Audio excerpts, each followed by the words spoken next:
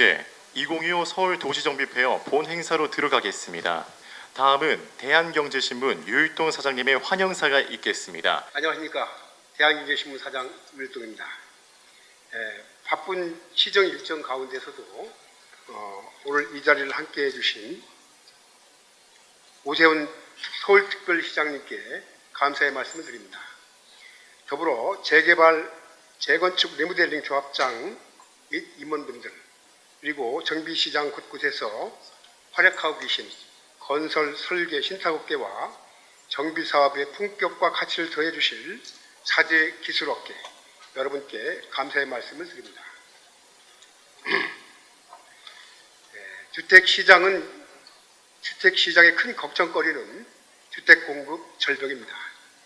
그리고 여러분들이 추진하시는 도시정비사업이 바로 공급 절벽을 막을 확실한 방파제입니다. 이에 서울시는 도심 주택 공급의 유일한 창구인 민간 주도의 도시정비사업 활성화에 정책 역량을 쏟고 있는 것으로 알고 있습니다.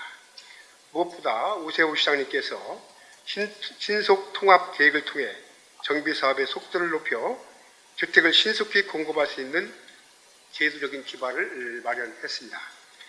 하지만 아직도 여건은 녹록지 않을 것 같습니다. 재건축 초과이익 환수법만 해도 국회 문턱에 막혀 있습니다.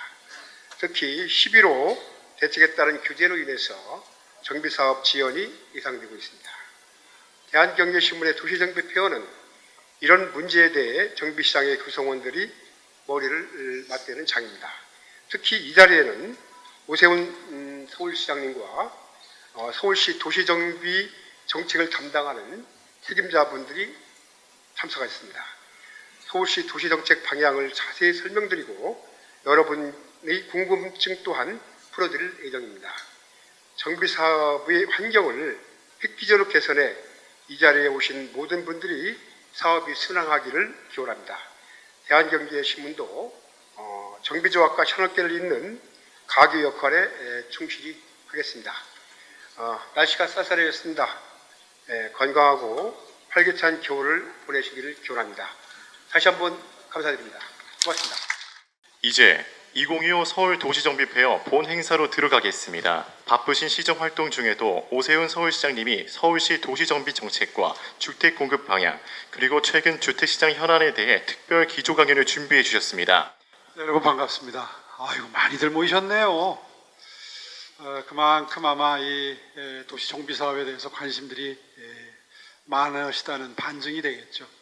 거의 대부분 조합장님들과 조합 관계자분들이신가요? 네, 추진위 단계도 있으실 것 같고요, 그죠? 네. 요즘에 11호 대책이 정부로부터 나온 이후에 좀 불안감이 좀 커지셨죠? 네, 오늘 그래서 그런 얘기도 좀 하고 지금 현재 서울의 정비사업은 어디로 가고 있는지, 그리고 서울시가 재개발, 재건축이나 이런 정비사업에 대해서 어떤 마음으로 임하고 있는지 이런 점을 좀 여러분과 함께 공유하는 기회를 가지겠습니다. 이런 좋은 기회 마련해 주신 우리 대한경제 유일동 사장님 비롯해서 관계자 여러분들 정말 감사합니다.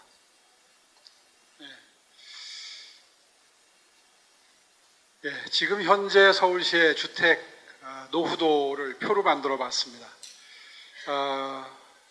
30년 이상 된 주택이 한 30% 가까이 되죠. 또 20, 30년 된 게 한 30% 이렇게 돼서 이제 정비 사업이 왜 필요한지를 보여주는 표이고요. 2006년부터 11년까지가 제가 재임했던 1기 때인데 그때 위례, 또 마곡, 고덕, 강일 이때 이후로 새로 정비사업을 진행할 신규로 개발할 신규 주택지가 이제 고갈이 된 상태임을 보고 계십니다. 이제 새로 집을 지을 땅이 없으니 기존에 있는 주택을 허물고 새로 짓는 것, 재개발이나 재건축 밖에는 신규 주택을 공급할 방법이 없다는 걸 지금 보고 계시는 거고요. 이 표는 이제 준공 물량입니다. 이 표를 보면은 점점 더 정비 사업을 통한 준공 물량의 비중이 커지는 걸 보실 수가 있죠. 예. 아파트 준공 물량하고 정비 사업 물량을 합해서 붉게 표시가 되어 있는데 최근에 이르러서 보면은 그냥 아파트 준공하는 거 이제 줄어드는 거고 이 정비 사업 물량이 전체의 한 74% 정도를 차지하고 있으니까 이제는 이 방법밖에는 없다. 많은 분들이 재건축, 재개발을 하게 되면 그 해당 가구만 재산상의 이익을 볼 수 있다고 흔히들 쉽게 생각하지만 반드시 그런 건 아니다. 재건축, 재개발할 때 늘어나는 물량들이 있잖아요. 분양 물량들.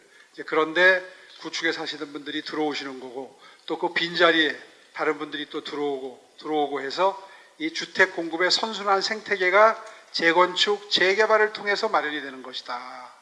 그래서 서울이라는 곳은 이제 앞으로 주택 공급의 거의 대부분이 이 주택 공급의 생태계가 이 정비 사업을 통해서 이루어질 수밖에 없다 하는 것을 알 수 있는 표입니다. 그런데 그동안에 이게 굉장히 더뎌지고 물량이 대폭 줄어드는 한마디로 말해서 잃어버린 10년이 있었습니다. 그 시기를 보면은 언제 줄어들었는지를 표로 한번 확연하게 느끼실 수 있겠죠. 2011년 이전과 2021년 이후 제 재임 기간을 빼고 이 가운데 부분 이때가 이제 제 후임이자 전임 시장님 시절인데 박원순 시장님 시절에 신규 지정이 얼마나 이루어졌고 오히려 해제가 대폭 171개 구역이 해제가 된 걸 보실 수가 있습니다. 이렇게 되기 때문에 수치로 정리를 해보면은 389곳이 해제가 됐고 만약에 이때 잃어버린 10년 동안 해제가 안 됐다면 43만 호가 공급이 돼서 지금쯤이면 상당한 공급이 이루어져서 부동산 가격 안정을 이루고 전 국민이 걱정, 우려하는 서울시의 주택 문제가 지금과는 상당히 다른 양상으로 전개됐을 것이다 하는 것을 이 표로 아주 뚜렷하게 대비해서 아실 수가 있겠습니다. 자, 그 결과 지난 6년 그러니까 2018년부터 24년까지 지금까지 또 앞으로 한 6년을 비교를 해보시면 그 전에 구역 지정이 안 됐었기 때문에 이렇게 계속 줄어들어서 앞으로도 계속 줄어들 수밖에 없다 하는 걸 보시는 거고요. 앞으로 4년 동안 주택 공급이 부족할 수밖에 없다. 지금 이제 내년 지방선거가 다가오고 하니까 민주당에서는 오세훈이 뭐 했냐 이런 적발하장의 지적을 합니다. 참 양심이 없다고 저는 생각합니다. 박원순 시장님 시절에 해제해 놓은 것이 지금 와서 이렇게 영향을 미쳐서 그래프가 이렇게 나타나는 게 확연히 드러남에도 불구하고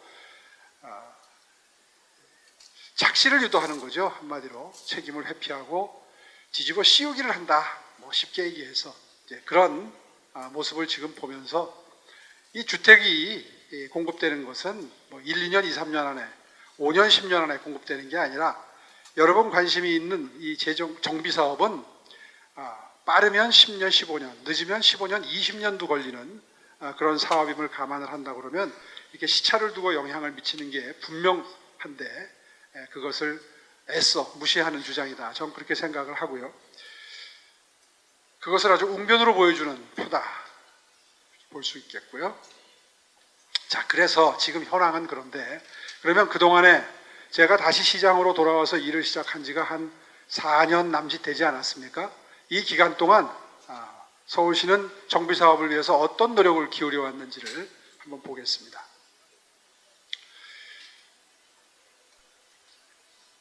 이 우측 하단을 보시면은 신통기획, 이제 기획 굉장히 읽으셨을 거예요. 신속통합기획이라고 해서 절차가 굉장히 복잡하고 긴데 이것을 통합을 해서 신속하게 진행될 수 있도록 했던 게 신속통합기획이고요. 그게 이제 시즌 1을 거쳐서 지금 현재 시즌 2까지 와 있죠. 그 노력을 지금 표로 한번 만들어 봤습니다. 처음에 취임하자마자 경제성을 높여드리기 위해서 그리고 많은 구역을 지정해드리기 위해서 기울였던 노력들을 순차적으로 표시해 놓은 겁니다. 맨 처음에 정비지수제를 폐지해서 이제 구역 지정 요건을 완화했던 거죠.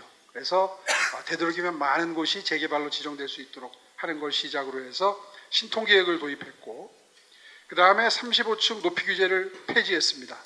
아시다시피 높이 규제를 폐지하게 되면 좀 더 사업성이 좋아지는 거죠.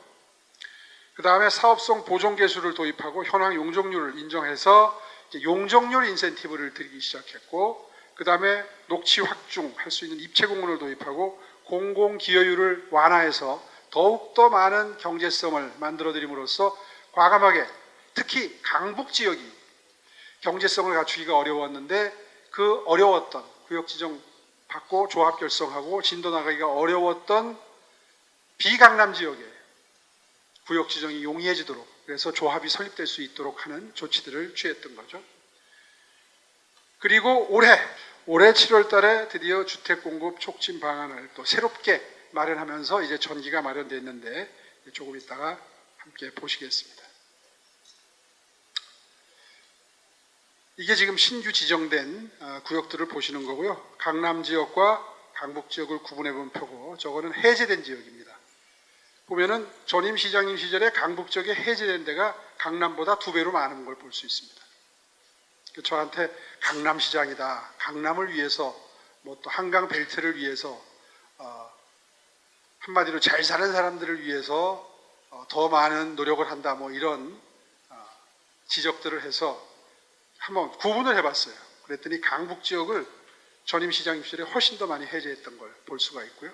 그래서 이걸 다시 원상으로 돌리기 위해서 이렇게 많은 지역을 강남과 비강남 지역 구분 없이 거의 비슷하죠? 숫자가 이렇게 구역 지정을 했다 하는 걸 보시고 있고요. 그 다음에 이제 이게 순서지 않습니까? 여러분 이제 허물고 들어갈 때까지의 과정을 보는데 수치를 눈여겨봐 주십시오. 구역 지정이 어떻게 숫자가 늘어나 왔는지, 사업시행 인가, 착공 점점 줄어들고 있죠. 이제 경제 상황하고 많이 관계가 됩니다. 저 착공 물량은 많이 줄었죠. 지금 자재비도 오르고 인건비도 오르고 경제 사정 안 좋고 뭐 이런 여러 가지가 영향을 미치고 있습니다. 어쨌거나 지금 예정된 대로 가게 된다 그러면 지금 이렇게 된 이 물량들이 이제 앞으로 시차를 두고 하나하나 착공 물량으로 들어가게 되겠죠. 아까 말씀드린 것처럼 신속통합기획 시즌1에서 시즌2, 2.0으로 가면서 이제 무엇이 달라져서 기간이 단축이 됐는가를 보시면, 맨 처음에 조합 설립 단계에서 한 5년 걸리던 걸 2년 6개월로 줄인 걸 볼 수 있고요. 그게 이제 지난 4년 동안 주로 했던 일들의 결과, 절반으로 줄었다. 구역 지정 단계에서 조합 설립 단계에서 많이 단축이 됐다는 걸 볼 수 있고, 그 다음에 이제 조합이 설립된 다음에 사업실 인가나 관리처분 인가나 이주를 거쳐서 이제 착공 준공으로 가는데, 여기에 들어가는 기한들도 절차들을 통합하고 줄여서 신통기획 시즌2를 마련을 했고, 그래서 전부 다 합하면 한 12년까지 줄어든 거다 하는 걸 보실 수 있고요. 18년 6개월에서 12년으로 줄었으면 이거 엄청나게 많이 줄어든 거죠. 그래서 이제 지금 이렇게 놓고 막 시동 걸고 이제부터는 물량은 다 확보했으니까 이제부터는 양보다 속도다 하고 선언을 했는데 11호 대책을 맞이한 겁니다.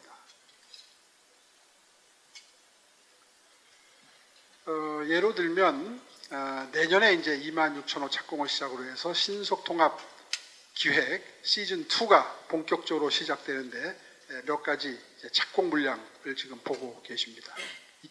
내년도 착공 물량은 한 23,000호 정도 될 게 예상이 됩니다.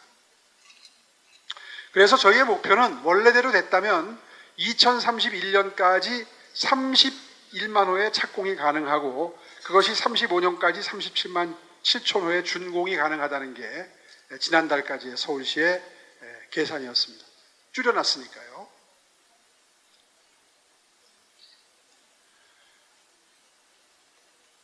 그리고 이제 한강 벨트가 굉장히 중요합니다. 한강 벨트에 이 정도 전체 물량의 한 3분의 2 가까이 64%가 몰려 있죠. 사실 양질의 주택을 선호하는 서울 시민들의 니즈를 반영을 해서 어떻게 하면 많은 사람들이 들어가 살고 싶어하는 양호한 주거 환경인 한강 벨트 쪽에 좀 더 많은 물량을 배정할 것이냐 하고 그려본 표인데요. 이 표를 보고 서울시가 무슨 뭐 한강 벨트만 챙긴다 이제 이런 지적도 나오는데 그게 아니라 전체적으로 아까 본 대로 강남북을 고루고루 똑같이 배정했잖아요. 해놓고 보니 한강 벨트 쪽에 아무래도 이런 그 움직임이 활발하다 보니까 이 정도의 물량이 배정돼 있다 하는 것을 이 표로 보실 수가 있습니다. 자, 아까 말씀드린 대로 11호 대책으로 여러분들이 굉장히 지금 걱정이 많이 드셨는데 이제 그거에 대한 말씀을 좀 드리겠습니다. 이번에 투기과열 지역, 조정 대상 지역 거기 더해서 토지 거래 허가 구역을 지정을 이렇게 서울뿐만 아니라 서울의 남쪽에 있는 경기도 일원 지정을 했는데 사실 이 표를 보시면은 그동안에 지난 3년 동안 아파트 가격 변동한 걸 보면 저기에 진한 파란색일수록 오른 게 아니라 오히려 내렸죠. 부동산 가격이 하향 안정화되어 있는 지역들을 구분 없이 서울시 전역을 이 세 가지 투기과열 지역, 조정대상 지역, 토지거래 허가구역 지정을 한 바람에 여러분들의 걱정이 늘어나는 것이다. 이건 분명히 잘못된 지정이다. 서울시에 만약에 미리 의논을 했다면 이렇게 구역이 지정되는 일은 없었을 텐데요. 자, 그래서 제가 요즘에 부지런히 만나 뵙고 다닙니다. 서울시의 동서남북을 다니면서 여러 구역에 뭐 거기는 이미 조합이 결성된 곳도 있고 조합 결성 직전 단계에 있는 곳도 있고 강남도 있고 저쪽 서남권도 있고 동부권도 있고 제가 순차적으로 쭉 돌면서 여러분 의견을 직접 듣고 또 요청사항이 있으면 안심도 시켜드리고 이렇게 하면서 되도록이면 자주 뭐 일주일에 한 번씩은 정비사업을 하고 있는 곳을 방문 중인데 방문을 하면 이제 이런 걱정들이 주종을 이루고 있는 거죠. 서울 전역으로 투기과열지구를 지정을 해서 정비사업 출신이 지장을 받는다. 의지가 꺾이고 있다. 특히 조합원 분담금은 증가될 수밖에 없을 것 같다. 이번 조치로. 자금 조달 어렵다. 뭐 대출 제한 있고 하니까 아무래도 어렵겠죠. 특히 강남보다는 비강남 지역 주민들이 자금 여력이 아무래도 충분치 않으실 테니까 그런 분들의 경우에는 구역 지정이 안 됐다면 구역 지정 단계까지 가는데 난관이 생기는 것이고 나는 돈 없으니까 못해 이런 분들이 많을 테니까 동의율이 떨어지겠죠. 이미 조합이 결성된 곳도 좀 이따 설명드리겠지만 몇 가지 이유로 굉장히 위축이 돼 있으시다. 읽어보시면 다 아시겠지만 조합의 추가 보송에 따른 용적률 인센티브는 추가 보상 금액에 비례해서 증가하도록 조례에 규정을 해서 저희들이 어떻게든 숨통을 좀 틔울 생각이고요. 그리고 방금 전에 신통기획 시즌2를 가지고 설명을 드린 것처럼 앞으로 이제 각 구역별로 조합별로 진도가 나가는 속도는 주민 여러분들 간에 어떻게 갈등이 최소화된 상태에서 마음을 모으시냐에 따라 속도가 결정이 될 터인데 그 속도를 내기 위해서 공정을 촉진시키는 또 갈등을 관리하는 이런 서울시나 구청이 관리를 해드릴 수 있도록 하는 것을 신속통합기획 시즌2에 담았는데 그러한 내용들이 이제 더 빛을 발해야 되겠다 하는 그런 생각을 주민 여러분들 의견을 듣고 고충을 듣고 더 하게 됩니다. 뭐 한 열흘 전에는 가리봉 2구역을 방문을 했었는데요. 여기는 아직 이제 조합 설립 직전 단계입니다. 걱정들이 많으시더라고요. 다른 데 비해서 우리는 집값이 떨어진 지역인데 세상에 여기를 어떻게 이렇게 투기과열적으로 묶고 토지거래 허가구역을 묶어가지고 이렇게 일하기 힘들게 하느냐 하는 하소연을 이 자리에서 이제 많이 들은 걸 지금 정리를 했고요. 이렇게 해서 서울시가 어떻게 도와드릴 수 있을지 뭐 조합 출범 단계부터 이렇게 자금 지원을 하는 걸 비롯해서 저희들이 어떻게 도와드릴 수 있는지 또 앞으로 제가 국토부 장관님을 뵙도록 되어 있는데 만나 뵈면 이 가리봉 지구를 비롯해서 방문 시에 들었던 여러 가지 뭐 걱정 사항들, 불만 사항들을 가감없이 전달드리겠다 하는 약속을 드렸었습니다. 11호 대책으로 인한 예상되는 부작용을 조금 정리를 해봤습니다. 첫째는 조합원 지위 양도가 제한이 되지요. 이렇게 되면 또 이제 조합원들 사이에, 구성원들 사이에 의견의 불일치가 생길 가능성이 높아집니다. 나는 현금이 없는데 난 빠져나가고 싶은데 왜 팔지도 못하게 하냐. 이런 분들은 아무래도 조합 일이 진행되는데 부정적인 입장을 가지게 되겠죠. 또 정비사업 재당첨 5년 제한이라든가 이런 것도 다 이게 장애 사유가 될 거고요. 특히 조합원의 경우에는 한 주택만, 주택 수와 무관하게 한 주택만 공급하는 이것도 결국은 일을 더디게 만드는 가장 중요한 어떤 조건 중에 하나가 될 수밖에 없습니다. 그래서 이제 이 현금 청산 대상자가 는다든가 하는 여러 가지 장애 사유들이 생기게 되는데, 여러분들 일하시기에 이런 불편함을 최대한 덜어드리기 위한 방안을 서울시 자체적으로 찾을 수 있는 것은 서울시 자체적으로 찾고, 저희 서울시의 힘만으로, 능력만으로 안 되는 법령상의 제한이 있는 부분은 이제 국토부에 건의를 해서 함께 호흡을 맞추어서 여러분의 불편을 덜어드리겠다 하는 생각을 가지고 있는 겁니다.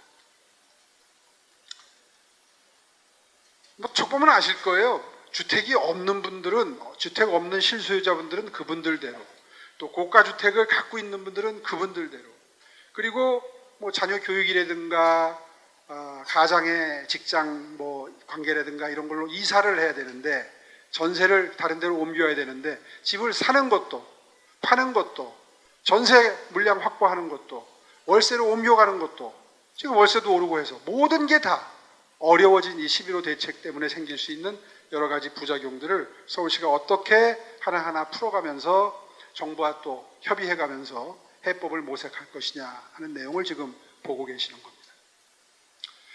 자, 이게 마지막 슬라이드입니다. 사실 아까도 제가 강조해서 말씀을 드렸습니다마는 서울의 주택 공급 속도는 정비사업의 속도다.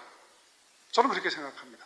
여러분의 재개발, 재건축 사업이 빨리 진행되면 서울의 주택 공급이 빨리 이루어지는 거고, 재개발, 재건축 물량이 많이 확보돼서 이주하고 착공하고 준공하는 것이, 그게 바로 주택 공급의 거의 대부분이다라는 마음가짐으로 여러분 하는 일을 최대한 속도가 날 수 있도록, 그리고 조합 자체 내 최대한 갈등이 최소화될 수 있도록, 그 세상 모든 갈등은 사실 돈 때문에 생기는 거 아닙니까? 자금 여력 때문에 생기는 것인데, 그런 부작용이 생기지 않도록 서울시는 정부와 계속 협의해 나가면서 이 난국을 헤쳐나가겠다 하는 각오를 말씀드리면서 오늘 제 말씀은 마무리하도록 하겠습니다. 고맙습니다.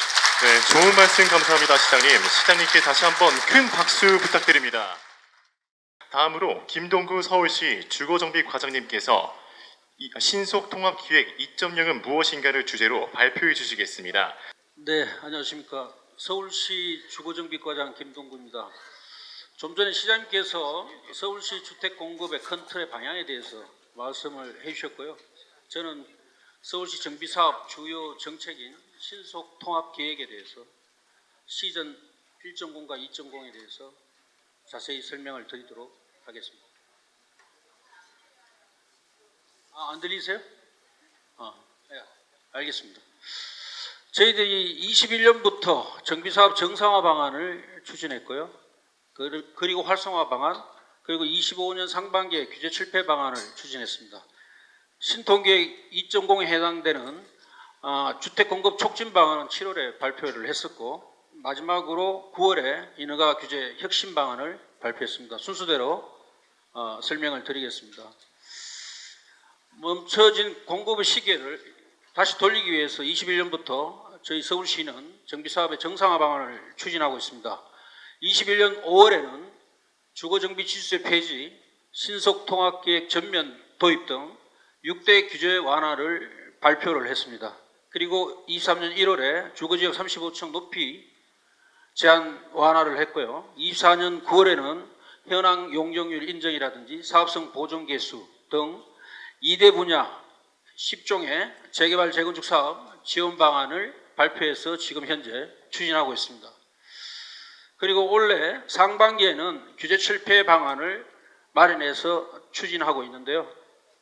통합 심의를 확대한다든지 입체공원 조성 기준을 마련한다든지 해서 5가지를 지금 추진하고 있습니다. 6대 재개발 규제 완화 발표와 관련해서 앞에도 시장님께서 말씀하셨지만 가장 정비구역을 지정하면서 가장 허들이 높았던 주거정비지수세를 폐지해서 민간 재개발이 본격적으로 작동할 수 있도록 문을 열었고요. 그 다음에 저희들이 신속통합계획이라는 것을 도입했습니다. 예전에는 아시다시피 정비계획을 수립할 때 조합에서 정비계획을 수립하고 구청에 제출하면 구청에서 협의하고 검토하고 심의하고 시하고 구해서 그러다 보니까 시간이 많이 늦어졌습니다. 다시 보완하고 이런 과정을 거치다 보니까 시간이 많이 늦었습니다. 그래서 저희들이 신속통합계획을 통해서 시에서 기획을 하고 그 기획된 가이드라인에 맞춰서 조합에서 정비계획을 제출하면 절차를 진행해서 신속하게 함으로써 5년 걸리던 정비구역 지정 절차가 2.5년으로 반 정도 단축되었습니다. 그리고 기타 동의 절차 간소화라든지 해제 구역에 대해서 신규로 다시 지정할 수 있도록 했고요. 2종 7층 지역을 2종에 준해서 관리할 수 있도록 정비계획에서 관리할 수 있도록 그렇게 했습니다. 그리고 재개발 구역 공모 추진과 관련해서는 연일에만 후보지 공모를 해서 선정을 했었는데 그거를 지금 수시로 2달에 한 번 정도 수시로 선정위원회를 개최해서 재개발 구역 지정이 신속하게 이루어지도록 그렇게 추진하고 있습니다. 그럼에도 불구하고 공사비 상승이라든지 금리 인상 등으로 인해서 사업성이 악화됐기 때문에 사업성을 끌어올리기 위해서 서울시에서는 2대 분야 10종의 대책을 추진하고 있습니다. 먼저 역세권 준주거지역 종상향이 되겠습니다. 역세권 350m 이내에는 기반시설을 양호합니다. 그 지역들에 대해서 주거 고밀 복합 개발이 가능하도록 준주거지역의 종상향을 기준을 수립해서 추진하고 있습니다. 두 번째로 사업성 보정 계수의 도입입니다. 사업성 보정 계수는 지가와 연동하는 겁니다. 땅값이 낮으면 분양성이 떨어지면 사업성이 떨어지는데 그 지가와 연동해서 허용 용적률을 올려줌으로써 결국 분양 세대 수는 늘어나고 임대 세대 수는 줄어들어서 사업성을 개선하는 그런 제도가 되겠습니다. 그리고 세 번째 현황 용적률 인정입니다. 아시다시피 기존 아파트 단지가 그 현행 조례에서 정한 용적률보다 초과한 그리고 정비 기본계에서 정한 허용 용적률을 초과했을 때 사실 사업성이 굉장히 열악하죠. 그래서 그런 현황 용적률을 기본 용적률이나 그 허용 용적률로 인정을 해줘서 결국 종전과 동일한 용적률을 적용받지만 결국 공공기여가 줄어드는 그래서 사업성이 개선되는 게 이제 현황 용적률 인정 제도고요. 네 번째는 공공기여 부담 완화가 되겠습니다. 저희들이 1종에서 2종으로 용도지역 상향하거나 3종에서 준주거 용도지역 상향하는 것은 1단계 용도지역 상향입니다. 1단계 용도지역 상향할 때는 서울시 기준에서 원래 15%의 공공기여를 해야 했습니다. 그거를 5% 낮춰서 10%만 하도록 완화를 했습니다. 저희들이 그럼에도 불구하고 계속적인 정비사업에 대한 여건 악화가 계속되고 있어서 추가적인 규제 철폐 사항을 발굴하고 적극적으로 적용하고 있습니다. 한 5가지가 되는데요. 먼저 높이 규제 지역 의무 공공기여 완화가 됐습니다. 남산 고도지구, 경관지구 이런 걸로 인해서 용적률이 있는데 높이 규제에서 용적률을 못 찾아먹는 경우에 그 못 찾아먹는 용적률에 비례해서 공공기여를 완화하게 주겠다. 그래서 사업성을 높이겠다 하는 사항이고요. 지금 현재 6월 달에 시행해서 4건을 지금 검토해서 추진하고 있고요. 통합심의 확대 시행입니다. 통합심의는 말 그대로 사업시행 인가를 위해서 전차적으로 굉장히 중요한 단계인데 당초에는 건축, 소방, 환경 이런 것들이 각각 하던 것을 24년 1월에 법이 개정되면서 통합하게 돼 있었고요. 다시 올해 2월에 소방 재분야까지 추가를 시켜서 저희들이 9개 심의를 통합해서 한 번에 심의를 하고 있습니다. 그래서 속도가 굉장히 빨라졌는데요. 지금 현재 9건 정도가 그런 식으로 해서 심의가 지금 진행했었고요. 입체공원 제도 도입입니다. 입체공원은 말 그대로 입체공원을 인정을 하면 의무 면적으로도 인정이 되고 사업 부지 면적으로도 인정이 됩니다. 그렇게 되면 땅이 커지는 효과가 생기니까 그만큼 저기 세대 수가 증가하는 효과가 나오는 거죠. 그래서 사업성이 개선되는 상황인데 올해 2월에 입체공원 조성 기준을 만들고 6월에 인센티브 기준을 마련해서 지금 현재 한 3건 정도를 저렇게 저희들이 계속 추진하고 있고요. 앞으로도 강력하게 추진해 나갈 생각입니다. 그리고 앞에서도 말씀드렸는데 준주거 지역 종상향과 관련해서는 적용 대상과 범위를 좀 구체화해서 바로 적용할 수 있도록 해서 지금 5건을 지금 검토해서 좀 추진 중에 있습니다.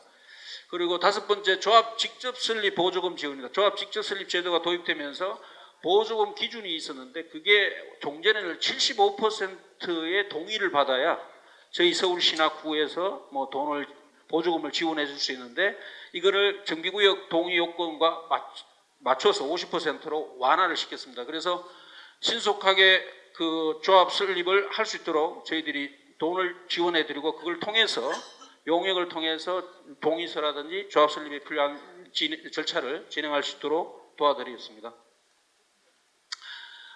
규제 실패의 대표적인 사례입니다. 중구 신당 9구역인데요. 시장님께서도 한번 현장에 방문하셨는데 여기가 남상 고도지구의 높이 제한을 받습니다. 그래서 아까도 말씀드렸다시피 용적률은 더 올라갈 수 있는데 고도 제한 때문에 용적률을 못 올라가니까 그 못 올라가는 용적률만큼을 공공기여를 완화해줘서 사업성을 개선해준 사례가 되겠습니다. 지금 25년 9월에 주민설명회와 주민공람 공고를 마쳐서 정상적으로 잘 지금 진행되고 있습니다.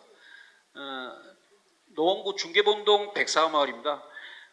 재를 포함한 통합심의를 통해 정비계획을 변경을 완료했는데요. 특히 여기는 주거지 보존용지를 공동주택용지로 바꿨고 앞에서 말씀드린 사업성 보존계수를 적용해서 사업성을 높였습니다.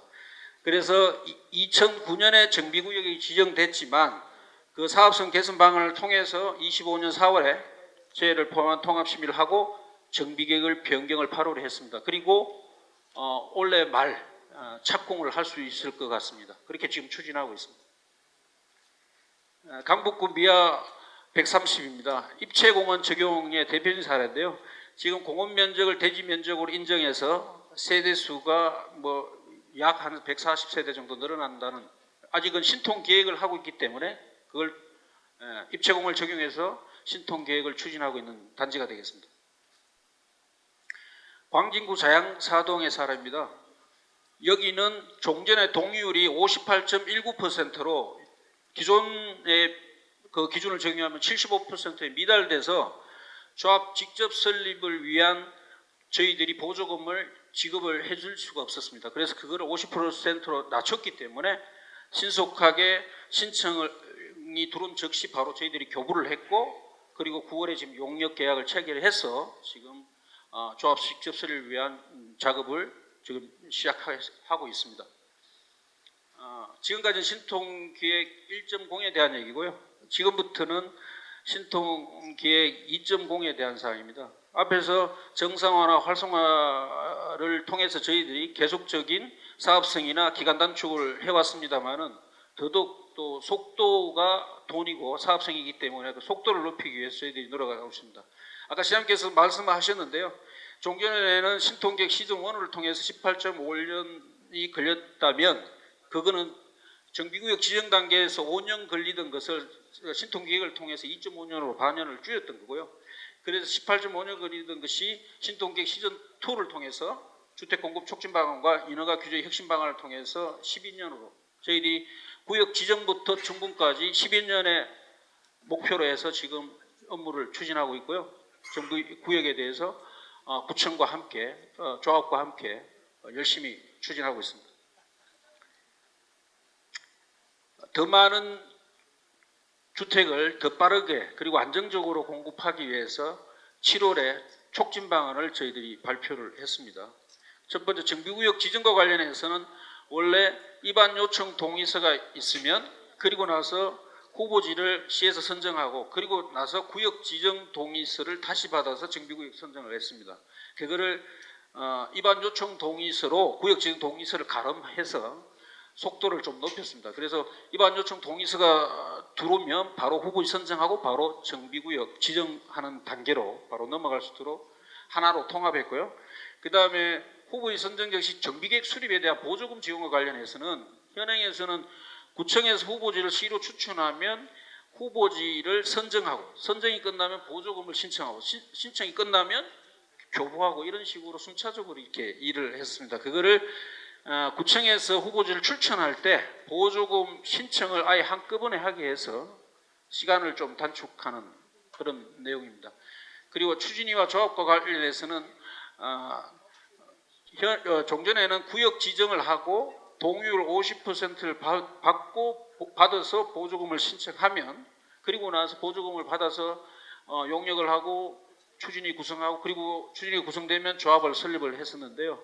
올해 6월에 도정법이 개정되면서 구역 지정 전에 추진위를 구성할 수 있도록 바뀌었습니다. 그래서 저희들이 구역 지정을 하면서 보조금을 바로 내려보내드리고 그리고 추진위를 구성을 같이 함께 병행하면서 조합 설립도 준비할 수 있도록 제도적으로 만들었고요. 그렇게 되면 구역 지정하고 나서 바로 조합 설립으로 가게 되면 저희들이 한 2.5년은 단축할 수 있지 않을까 그렇게 생각해서 지금 추진하고 있고요. 사업 시행 인가와 관리 처분 이주와 관련해서는 현재 저희들이 업무를 순차적으로 이렇게 하고 있습니다. 하나가 끝나면 그 다음 단계를 준비하고 그 다음 단계 허가하고 처리하고 뭐 이렇게 순차적으로 하다 보니까 이 과정에서 충분히 우리가 좀 줄일 수 있겠다 이런 생각을 했습니다. 시와 구에서. 그래서 그걸 좀 사전에 검토를 하고 병행을 하게 하자. 그래서 그렇게 되면 이 기간이 단축될 거 아니냐. 그래서 이런 사전 검토와 병행 제도를 저희들이 추진하고 있습니다. 그렇게 해서 25년 8월 27일 날 후보지 선정된 4개소에 대해서 신속하게 보조금이 지급돼서 속도가 좀 붙었고요. 그 다음에 구역 지정 전에 추진위 구성을 위한 예산도 지금 재개발 9개소, 재건축 16개소에 대해서 한 25개소에 대해서 예산이 신속하게 지급이 돼서 공공지원의 속도를 높이고 있습니다. 7월 24일 발표한 것 중에 또 추가해서 말씀드리면 정비사업 전 과정에 대해서 표준 처리 기한제를 도입했습니다. 종전에는 구역 지정 단계에서만 처리 기한제를 적용했습니다. 그거를 구역 지정부터 준공까지 모든 단계에 처리 기한, 목표 기한을 정했습니다. 그래서 과정을 6단계에 108개의 세부 공정으로 나눠서 그 공정별 목표를 정했습니다. 그 목표를 지킬 수 있도록 저희들이 관리하겠다는 얘기고요. 그 다음에 그와 연관해서 두 번째 공정촉진 책임관을 신설했습니다.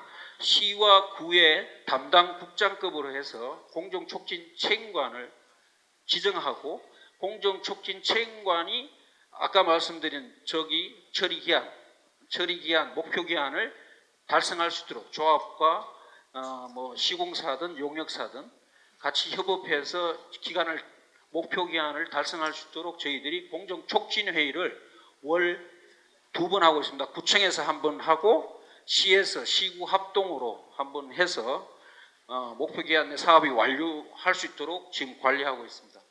그리고 세 번째는 코디네이터를 활용해서 구역별로 갈등관리 책임관을 지정했습니다. 종전에는 갈등관리와 관련해서는 갈등에 대한 신고가 들어오면 코디네이터를 파견하고 갈등을 조정을 했는데요.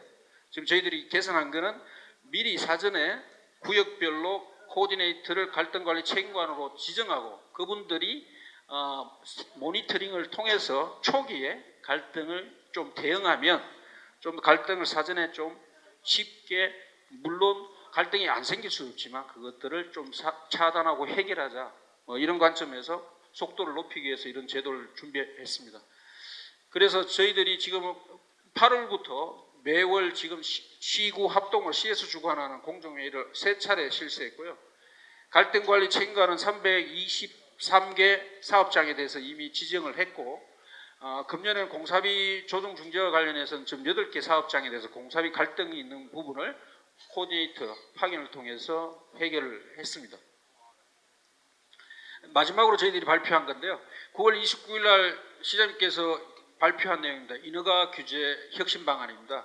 아시다시피 제일 이제 정비 사업에서 추진과제 제일 허리에 해당하는 부분이 사업 시행인가 관리 처분인가 이주 철거 과정입니다. 이 부분에 대해서 속도를 좀 더 줄일 수 있는 게 없을까, 속도를 높일 수 있는 게 없을까 저희들이 고민을 했고, 그래서 3단계 8개 과제를 발굴해서 지금 추진하고 있습니다. 먼저 사업 시행 인가 단계입니다. 환경영향평가 초안검토의 생략인데요. 아까 앞에서 말씀드린 통합 심의를 통해서 9개 분야가 한꺼번에 심의를 합니다. 사업 시행 인가 전에. 근데 환경영향평가만 유독 통합 심의를 하기 전에 초안검토회의라는 게 있었습니다. 그래서 평균 2달에서 많게는 4달 정도가 걸렸던 거죠. 그래서 그 부분을 우리가 기후환경본부와 협의를 해서 과감하게 초안검토회의를 생략하자. 그래서 통합심의의 취지대로 9개 분야를 한 번에 하게 되면 2개월 정도가 단축될 수 있다. 이런 얘기입니다. 두 번째는 세입자 무주택 여부 중복 전산조회 폐지입니다. 이게 이제 우리가 세입자와 관련해서 전산조회를 하는데 지금 법에서는 관리처분 인가 때만 하게 돼 있고요. 서울시 조례로 사업시행 인가 때 한 번 더 사전에 확인하는 절차를 거쳤습니다. 그 두 번의 절차가 중복되고 불필요하다고 판단해서 법에서 정한 관리처분 인가 때의 전산조회만 남기고 사업시행 인가 때는 과감하게 폐지하게 되면, 이건 물론 조례를 개정해야 되는 사항이고, 이렇게 되면 아마 1개월 정도는 좀 저희들이 단축하지 않을까 이런 생각입니다. 그리고 세 번째, 이는가 협의기간 단축입니다. 사업시행 인가와 관련해서 아마 조합장님들이나 임원분들께서 굉장히 힘들어하는 부분인데, 구청의 사업시행 인가와 관련해서 보니까 한 50개 정도의 협의기관이 있더라고요. 기관과 부서가. 그래서 거기에서 나오는 의견들이 중복되거나 또는 상충되거나, 그로 인해서 조합장님들이 직접 기관을 방문해서 해결하는 굉장히 어려움을 겪고 시간도 많이 소요됐습니다. 그런 경우에는 저희들이 서울시에서 협의 의견 조정 창구를 가동하려고 합니다. 가동해서 그 협의 의견이 시와 구 또는 시와 시의 어떤 내부 기관 간에 문제가 있어서 그게 정리가 안 될 때는 시에서 조정을 해서 결정을 해서 내려보내겠다. 그렇게 해서 좀 협의 기간을 대폭적으로 좀 단축하자 이런 얘기고요. 네 번째는 경미한 변경에 대한 구청장 권한 확대입니다. 정비사업은 아시다시피 경미한 변경이 수시로 발생을 합니다. 그 경미한 변경에서 예를 들어서 건폐율 용적률 구역 면적이 5% 미만인 경우엔 경미한 변경인데, 경미한 변경 절차가 지금 1차적으로 구에서 검토를 하고 다시 2차적으로 시에 와서 검토하고 고시하고 이렇게 되어 있습니다. 그래서 그 부분도 불필요한 것 같아서 저희들이 경미한 변경에 대한 권한을 과감하게 구청에 넘겨서 구청에서 바로 경미한 변경 처리하고 고시할 수 있도록 그렇게 합니다. 요 또한 조례 개정 사항이라서 내년 1월 정도에 지금 목표를 하고 있습니다. 네, 관리 처분 계획과 관련된 두 가지인데요. 추정분담금에 대한 겁니다. 추정분담금 검증은 추정분담금 검증위원회에서 하는 게 있고, 한국부동산원에서 추정분담금에 대한 타당성 검증을 하는 게 있습니다. 그래서 보시면 추진위 때, 조합 설립 때 이제 추정분담금에 대한 검증을 한번 하고, 사업시행 인가 때 한번, 관리처분 때 그 추정분담 검증위원회 한번, 그 다음에 부동산원의 타당성 검증 한번. 그래서 관리처분 때 지금 굳이 안 해도 될 것 같은 그 추정분담금 검증위원회의 검증을 생략하면 4번에서 3번 정도 줄어들 것이다. 그런 얘기고요. 여섯 번째는 그와 관련해서 지금 추정분담금 검증을, 타당성 검증을 하는 기관은 전국에 한국부동산원밖에 없습니다. 그러다 보니까 굉장히 좀 평균 한 6개월 정도 검증하는 기간이, 또는 더 길게는 한 9개월 정도 걸린다고 그러더라고요. 그래서 저희들이 SH공사를 통해서 타당성 검증을 할 수 있도록 하게 되면 병목 현상이 좀 줄어들지 않을까. 그리고 지금 저희들이 신속하게 구역 지정을 하고 사업 시행인가 아까 앞에서 말씀하게 되면 당연히 건수가 늘어날 수밖에 없기 때문에, 그래서 좀 저런 부분에서 병목 현상이 생긴 거를 과감하게 개선해서 한 2개월 정도는 단축할 수 있을 거다 봐집니다. 그리고 마지막으로 이주 해체에 대한 사항입니다. 세입자 이주 대책에 대한 겁니다.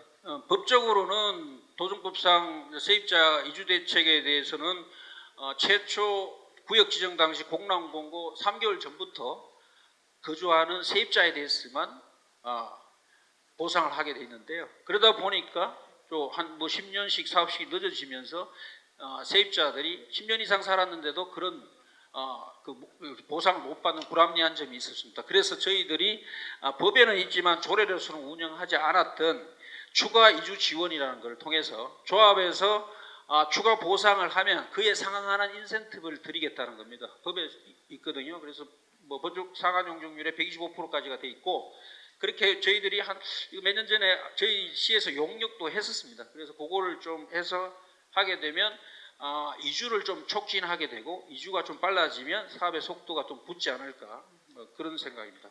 8번째인데요. 이게 이제 해체 심의와 관련되는 내용입니다. 해체 심의도 뭐 시간이 꽤 걸리는 걸로 저희들이 파악했는데, 시 지침에 의해서, 해체 관련 지침에 의해서 전체 구역에 대한 종합계획서를 먼저 작성을 하고, 그 다음에 전체 구역에 대해서 해체 심의를 하고, 그리고 나서 블록별로 또 심의를 하도록 그렇게 지금 운영을 하고 있어서 이게 너무 과한 것다 하는 지적과 그런 전문가들의 의견을 들어서 저희들이 종합계획서 작성을 간소화하고, 그 다음에 심의는 이주가 완료된 블록별로 이렇게 할 수 있도록, 전체를 굳이 할 필요는 없고 블록별로 이렇게 하면 속도가 좀 붙을 것이다. 그래서 요거는 뭐 조례 개정 사항도 아니기 때문에 즉시 시행할 수 있는 부분이고요. 그래서 이렇게 하면 한 2개월 정도 단축될 것이라고 봅니다. 적용 사례인데요. 10월 28일 날 시장님께서 구로구 가리봉 2구역 나갔던 그 현장입니다. 그 노후도가 한 82%로 매우 열악한, 그래서 재개발이 시급한 지역입니다. 현재 추진위를 10월에 구성을 했고 조합 설립 인가를 지금 준비하고 있는 단계인데요. 종전 같으면 한 40년 정도의 준공이 돼야 되는 것을 저희들이 아까 신통 계획 1.0, 2.0을 적용하게 되면 한 35년 정도면 준공하지 않을까, 그렇게 지금 목표로 해서 같이 추진하고 있습니다. 예, 앞에 시장님께서도 말씀하셨는데 저희들 목표는 31년까지 31만 호 착공, 35년까지 37.7만 호를 준공하는 게 저희들이 목표고요. 이 목표를 위해서 저희 서울시는 전력을 다하고 있습니다. 정비사업은 아시다시피 공공과 민간이 함께 만들어가는 겁니다. 앞에서 저희가 말씀드렸는데 구역 지정부터 준공까지 12년이라는 숫자는 조합에서 아무 문제가 없을 때 이루어질 수 있는 겁니다. 여기 계시는 조합 임원 관계자분들께서 조합의 의견을 일치를 보고, 그리고 이해관계에 대해서 이해 설득을 통해서 조합의 의사결정을 신속하게 해줬을 때만 12년이라는 숫자가 가능하고요. 그렇게 했을 때 저희들이 적극적으로 도와드리면 12년이 된다는 얘기거든요. 그래서 그런 부분들을 여기 계신 조합 관계자분들께서는 좀 적극적으로 이해를 하시고 그런 부분들에 대해서 조합에 가셔서 좀 노력을 해주시면 감사하겠다는 말씀을 드리겠습니다. 예, 참고로 저희들이 지금 정비사업과 관련해서 공식 유튜브 채널을 8월에 개설을 했습니다. 이름은 서울정비고입니다. 유튜브에서 서울정비고라고 치면 나옵니다. 지금 이제 8월 달에 해서 지금 열심히 저희들이 자료도 올리고 작성하고 있습니다. 홍보도 하고 있고요. 여기에는 어떤 내용이 들어가 있냐면 다양한 신규 정책을 소개하고 있고요. 그 다음에 아까 말씀드렸던 발표, 시장님께서 발표하거나 우리 주택실에서 발표하는 것들에 대해서는 자료도 지금 공개가 되어 있고, 그리고 또 궁금해 하시는 것들을 쇼츠로 해서 짧게 아주 보기 쉽게 가독성 있게 만들어서 공개하고 있습니다. 많은 관심 부탁드리고요. 구독과 좋아요, 알림 설정 부탁드리겠습니다. 예, 경청해주셔서 감사합니다.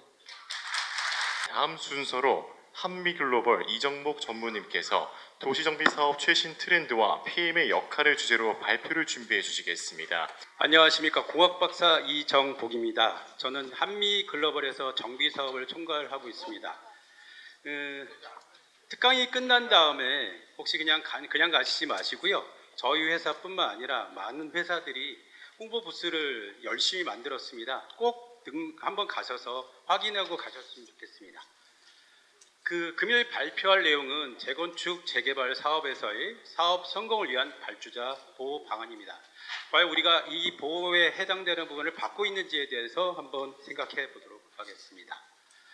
그 발표하는 내용은 발주자는 보호를 받고 있는가, 공사비 급등의 현실은, 그리고 대안이 있는가에 대해서 말씀드리겠습니다. 먼저 발주자는 보호를 받고 있는가에 대해서 설명을 한번 드려보겠습니다. 우리 건축 사업이란 거는 싸고 빠르고 그리고 안전하게 그리고 더 좋은 집을 짓는 것을 우리는 목표로 하고 있습니다. 여러분들 아마 이 노래 굉장히 잘 아실 거예요. 아파트라고 하는 우리 로제가 브루노 마스라는 그런 세계적인 가수랑 같이 협업을 해서 노래를 만들었죠. 그래서 아파트라는 이 노래, 그 아파트라는 그 명칭이 세계적인 하나의 명칭으로 됐었던 이런 부분 쪽입니다. 굉장히 흥겨운 노래죠. 근데 사실 우리 많은 단지들이 이렇게 세계적인 히트작인 아파트 이 부분의 최고급 단지를 우리는 꿈꾸고 있습니다. 근데 과연 우리가 명품 아파트가 될 수 있는지에 대해서 한번 고민해 봐야 될 필요가 있을 것 같습니다. 지금 부동산 재건축의 위기가 닥쳤다고 합니다. 건축의 자재들이 많이 오르고 있고요. 사실 분담금이 지금 기하급수적으로 오르고 있습니다. 과연 이런 상태에서 갈 수 있을까요? 싶은 이런 걱정이 되고요. 사실 일부 단지에 해당되는 부분만 가격이 좀 폭등적으로 이상하게 올라가고 있고요. 그 외의 단지들은 지금 사업하기가 굉장히 어려운 현실에 지금 부딪혀 있는 것이 맞습니다. 이거는 좀 극단적일 수도 있는데요. 사실 우리 사업은 기울어진 운동장에서 경기를 하는 것과 같습니다. 지금 보시면 알겠지만 우리 발주자는 단일 프로젝트입니다. 한 번 진행하는 프로젝트이기 때문에 우리는 그동안 경험을 해보지 않았습니다. 반면에 시공사는 수많은 프로젝트의 재개발, 재건축 프로젝트를 수행해 봤거든요. 그렇기 때문에 어떤 리스크가 있는지, 어떤 부분 쪽을 추진해야 되는지를 너무 잘 압니다. 그러다 보니까 우리와 시공사는 처음서부터 경쟁이란 이런 구도로 가기가 너무 어려운 현실에 있습니다. 사실 건축사업은 동상이몽이라고 합니다. 즉 도급계약서가 우리가 체결됐으면 이제 시공사가 다 알아서 잘해주겠지, 우리는 그 마음들이 들거든요. 근데 안 그렇습니다. 시공사는 이때부터 시작이란 마음으로 해서 들어갑니다. 즉 우리는 종착역에 도착했다고 생각하지만 시공사는 시작입니다. 발주자라는 개념이 있거든요. 우리는 발주자라는 개념을 쓰고 있는데 이 발주자라는 것은 건설 사업에서 시공사, 그러니까 우리는 하지 않고 공사하는 사람들한테 일임하는 이런 사람들을 우리는 발주자라고 하고, 대표적인 게 우리 조합이 되겠죠. 그리고 도급이라는 것은 일정한 기간이나 시간 안에 끝내야 될 양을 의미합니다. 자, 발주자를 보호한다는 게 무슨 뜻일까요? 여기 보시면 베스트 프라이스라고 써 있습니다. 즉 우리가 덤핑이나 싼 그런 공사비를 요구하는 것이 아닙니다. 우리는 적정 공사비를 지급해서 적정한 품질의 제품을 얻고 싶을 뿐입니다. 그런데 과연 우리가 그러진 않는 것이, 우리가 혹시 바가지를 쓰고 있는 건 아닌지에 대해서 불안한 요소들이 계속 있는 겁니다. 그렇지만 건축 프로젝트에서 동일한 제품은 없습니다. 이 소리는 뭐냐면 정가라는 것은 없다는 소리예요. 자, 지금 두 개에 해당되는 건물을 저희가 한번 사례로 보여드렸는데 이 두 개의 건물은 동일한 연면적과 동일한 층수로 이루어져 있습니다. 하지만 여러분들 보시다시피 이 두 개의 건물이 과연 공사비가 똑같다고 할 수 있을까요? 전혀 안 그렇죠. 그렇기 때문에 공사비에 대한 문제가 있고요. 또한 지금 여러분들 보시는 이 오른쪽의 건물 이 자체만 하더라도 이 건물이 어디에서 지어지는지, 언제 지어지냐에 따라서 또한 공사비도 다 바뀝니다. 여러분들 정가 얘기하는데요. 쿠팡, 다나와 어디에도 정가는 없습니다. 우리 부동산에 해당되는 건설 시장은 결국 정가란 없다는 부분 쪽입니다. 그러면 그 공사비 급등에 대한 부분과 이런 부분 쪽에 대해서 우리는 어떻게 고민하고 해야 될지에 대해서 한번 생각해 보겠습니다. 자, 이제 공사비 상승은 대세입니다. 대세. 즉 공사비에 대한 개념 자체가 바뀐 거예요. 다시 과거처럼 싼 공사비를 기대하시기는 어렵습니다. 과거의 실적 공사비로 이제 그걸 가지고 기준을 삼는다는 것은 불가능할 수 있는 현실이 되었습니다. 이제 시공사의 법적 다툼은 거의 의무적인 이런 일이 발생하고 있습니다. 급등한 공사비 때문에 발주자와 건설사의 갈등이 계속적으로 발생을 하고 있고요. 우리 시공사와 우리 발주자 조합이 분쟁을 일으키잖아요. 그럼 거의 대부분이 우리 발주자가 시공사의 공사비를 인정하는 걸로 갈 수밖에 없는 구도로 진행되고 있습니다. 건설 공사비 지수를 한번 볼게요. 10년간 건설 공사비 지수가 1.5배 올랐습니다. 건설 투자비, 그러니까 투자를 하는 쪽의 개념적으로 보니까 1.3배가 올랐고요. 우리가 이야기하는 소비자 물가지수로 봤더니 1.2배예요. 우리 계약서에 일반적으로 보면 건설 물가지수랑 소비자 물가지수 둘 가지고 이제 비교를 하잖아요. 그러면 아까 얘기한 건설 물가지수 1.5, 소비자 물가지수 1.2, 즉 30%인 갭 차이가 발생하는 거예요. 이것이 바로 지금 시공사와 우리 조합 간의 분쟁의 이유가 되는 것이라고 말씀드릴 수 있습니다.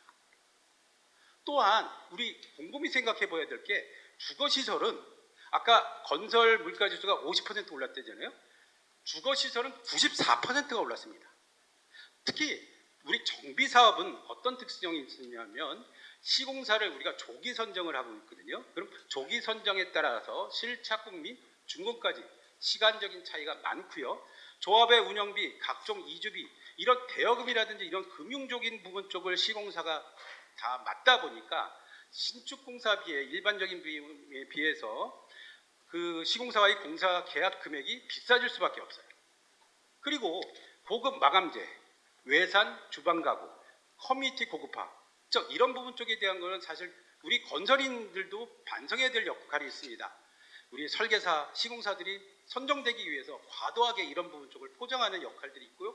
주변에는 이런 부분이 있다. 이런 거를 우리 넣어야 된다는 식으로 사실 포장하는 부분 쪽 있습니다. 이것들 사실 우리들도 반성해야 될 역할이라고 생각합니다. 자, 그럼 이제 우리 이거에 대한 대안은 있는지에서 한번 생각해 보겠습니다. 우리 대안은 저는 이렇게 생각합니다. 우리는 우리 단지에 맞는 현실적인 예산을 갖고 진행을 해야 된다. 타 단지와 비교할 것이 아니다. 그리고 비례율이라는 것을 반드시 고려해서 진행을 하셔야 된다. 즉 사용성이 낮은 커뮤니티를 과도하게 시설을 넣는다든지 보여주기식의 과도한 외관, 그리고 과소비적 해외적인 마감재를 무작위 이렇게 들어오는 이런 부분 쪽에 대한 것은 과감하게 한번 고민해 볼 필요가 있습니다. 공사비 인상 클레임에 대해서 한번 설명을 드릴게요.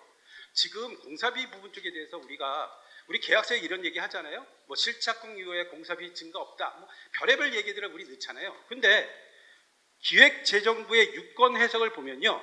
특별한 이유 없이 계약 금액의 조정을 못하게 하는 것을 금지한다 이렇게 되어 있습니다. 또한 국토교통부의 유권 해석상에서도 그런 부분이 명확하게 있어요. 공사비 인상이 요인이 생기면 인정을 해야 된다 이런 식으로 들어가 있다는 겁니다.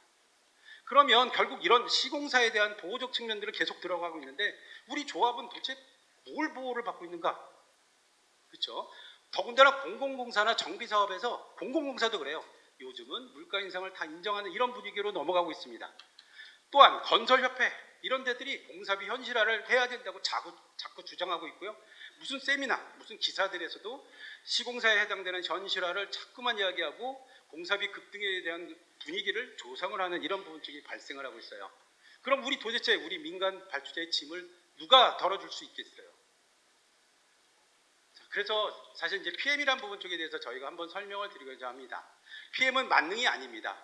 단지 PM은 여러분들과 함께 할 수 있는 하나의 기능적 역할입니다. PM의 정의란 것은 발주자를 대신해서 기획 설계 단계에서부터 발주, 시공, 유제 단계까지 전 프로세스를 종합 관리하는 하나의 발주자 대리인 역할이에요.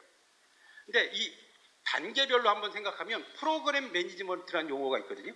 프로그램 매니지먼트는 항만, 도시 이런 것처럼 대규모의 복합, 연속적인 프로젝트를 기획하고 관리할 때 프로그램 매니지먼트라는 것을 합니다. 프로젝트 매니지먼트라는 것은 개발 기획서부터 시공까지 이 단계를 종합적으로 관리하는 것을 PM, 프로젝트 매니지먼트라고 하고요.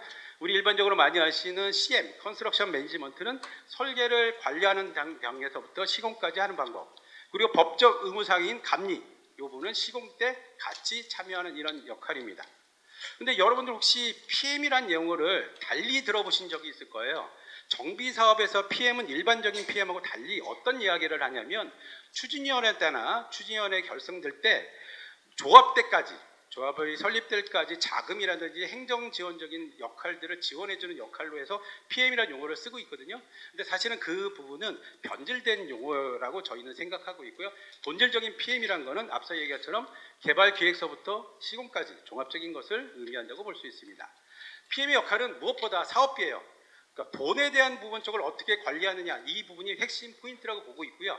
예를 들면 시공사를 선정하고 관리하고 시공사에 대한 계약, 그리고 추가적인 공사비 요구라든지, 그리고 우리에 해당되는 사업성을 높일 수 있는 부분, 이러한 부분이 핵심적인 PM이 아닐까 생각합니다. 자, 이제 시공사 선정, 우리가 핵심 무엇보다 제일 중요한 것은 시공사 선정이에요. 우리가 보통 4가지에 해당되는 부분의 총회를 통해서 선정하는 게 있죠. 설계사, 시공사, 간평, 그리고 정비업체입니다. 근데 무엇보다 우리의 핵심적인 곳은 시공사 선정이죠. 시공사 선정은 보통 3가지 단계, 우리가 어떤 방식을 써도 되는 이 3가지가 있어요. 첫 번째, 제일 빨리 시공사 선정하는 거, 즉 조합이 설립되자마자 시공사를 선정하는 경우가 있습니다. 이건 어떤 경우냐? 정비계획 변경이나 이런 부분을 하기가 너무 어려운 단지, 이런 경우는 차라리 시공사를 빨리 뽑아서 시공사랑 함께 정비계획을 변경하자, 이런 단지입니다. 물론 이런 경우에 있어서 공사비의 변동폭은 너무 클 수 있습니다. 하지만 시공사의 힘을 우리 함께 발휘하자, 이런 개념이라 보면 됩니다. 두 번째는 요즘 가장 많이 쓰는 방법이죠. 정비계획 변경은 어느 정도 확정을 한 다음에 그때 가서 시공사를 선정하는 방법이 이제 일반적으로 많이 쓰고 있고요. 과거에 해당되는 방법을 지금도 쓰는 데가 있습니다. 예를 들면 사업계획 승인 인가를 받은 다음에 시공사를 선정하는 단지가 있습니다. 여기는 시공사의 공사비 분쟁을 최소화시키겠다는 개념으로 조합이 최대한대로 끌고 나가는 이런 사업지가 되겠습니다. 이 부분은 절대적으로 뭐 어떤 방식이 좋다 나쁘다는 게 아니고요. 그 사업지의 특성을 보고 여러분들이 결정해 주시면 됩니다. 근데 이제 시공사 입찰에 대해서 설명할게요. 우리가 총액 입찰이라는 게 있고 내역 입찰이라는 게 있거든요. 내역 입찰은 일반적인 것이 가장 많이 쓰는 것으로 우리 발주자가 내역서를 다 만들어요. 물량도 뽑고 도면도 다 만든 다음에 그 내역에 대한 거를 이제 시공사 참여하는 시공사 보고 채워 넣어라, 이렇게 하는 게 내역 입찰이에요. 근데 정비 사업에서 내역 입찰로 가는 경우는 거의 없습니다. 왜냐하면 도면이 다 바뀔 거거든요. 도면이 바뀔 거고, 그렇기 때문에 내역서를 줄 수가 없습니다. 또한 그 내역서가 잘못되면 그 책임은 발주자한테 다 있습니다. 그래서 우리 정비 사업에서는 내역 입찰을 하지 않고 총액 입찰을 합니다. 하지만 총액 입찰이란 것은 평당 공사비 얼마, 이렇게 그냥 들어오거든요. 그래서 그거를 하지 않기 위해서 총액 입찰과 내역 입찰의 중간적인 방법을 쓰는 거예요. 그래서 최대한도로 우리는 내역을 할 수 있는 방법에 대한 것을 가지고 있고, 시공사가 들어온 거랑 비교 검토할 수 있도록 내역서를 만드는 이런 과정을 거치게 됩니다. 설례로 이렇게 입찰 설계 도서를 우리가 설계사무소가 그리잖아요. 근데 그리지 못하는 부분 쪽이 있을 수 있어요. 우리가 땅도 모르는데 어떻게 그리거나 이런 부분이 있잖아요. 그럴 때는 내용에 대한 것들을 최대한도로 글로라도 명확하게 지침을 줘야지 시공사랑 마찰이 생기지 않습니다. 예를 들면 시스템 마감에 대한 거라든지 시스템의 기준표, 이런 것들을 하나하나 다 적어 놔줘야지 나중에 시공사와 법적 문제라든지 공사비 문제가 생기지 않습니다. 또한 입찰 지침서는 명확한 기준을 줘야 돼요. 시공사가 나중에 공사비 누락된 다음에 입찰 지침서가 없어서 우리 입찰 때 공사비 이거 못 뽑았어요, 이런 식으로 나오면 안 되거든요. 그래서 입찰 지침서에 대한 것은 모든 것을 명확하게 하고 질의응답하는 부분도 하고, 모든 입찰을 거친 다음에 이것에 대해서 나중에 뭐 질의가 안 됐거나 문제가 생겼을 경우 이 부분에 대한 모든 책임은 시공사에게 있다, 이렇게 명확하게 지침을 주면 됩니다. 이제 계약서예요. 우리가 일반적으로 보면 이제 서울시나 이런 부분에 정비사업 표준 계약서들이 있거든요. 근데 이건 표준이에요. 표준이라는 거는 사실 우리에게 맞지 않는다는 거예요. 그럼 우리 단지에 맞는 계약서를 만들어야겠죠. 그래서 그거는 우리 성령에 맞게 최대한대로 만드는데, 계약이란 거는 쌍방에 대한 얘기죠. 즉 우리가 일방적으로 계약서를 만들었다고 해서 시공사가 안 받아들이면 소용없거든요. 그래서 계약에 해당되는 부분은 쌍방이 서로 조율을 해서 만들어야 됩니다. 계약서는 반드시 윈윈으로 가는 것이 제일 좋습니다. 자, 그 다음에 이제 계약서를 아무리 잘하고 했다 하더라도 공사비에 대한 나중에 법정 분쟁이라든지 나중에 변경이나 이런 부분이 생길 거예요. 이런 부분 쪽에 대한 분석, 이런 부분도 필요할 거고요. 일반적으로 많이 놓치는 게 이제 공문이에요. 공문. 우리가 일반적으로 보시면 공문이나 이런 거를 받았을 때 이게 무슨 내용인지 이해 못하고 공문에 대한 답변도 안 보내는 조합들 있어요. 이거 큰일 납니다. 공문이 왔을 때는 공문에 무슨 내용인지 이게 의도한지 이 문구를 하나하나 다 따지시고요. 여기에 대한 답변을 전문가랑 같이 협의해서 공문 답변을 보내야지 나중에 법정 소송이 되도록 그게 승소의 근거가 됩니다. 전체적인 사업에 대해서 저희가 이런 식으로 내용들을 저희가 정리했거든요. 그러니까 CM이라는 부분은 조합의 기술 대리인으로서 역할을 한다 이렇게 수행을 하고요. 이런 부분은 자료를 참고해 주시기 바랍니다. 제가 이렇게 그 발표를 좀 급하게 드렸고요. 사실은 제가 우리 조합 그 집행부나 이런 분을 위해서 제가 좀 간단하게 아까 여기 올라오기 전에 적은 게 있습니다.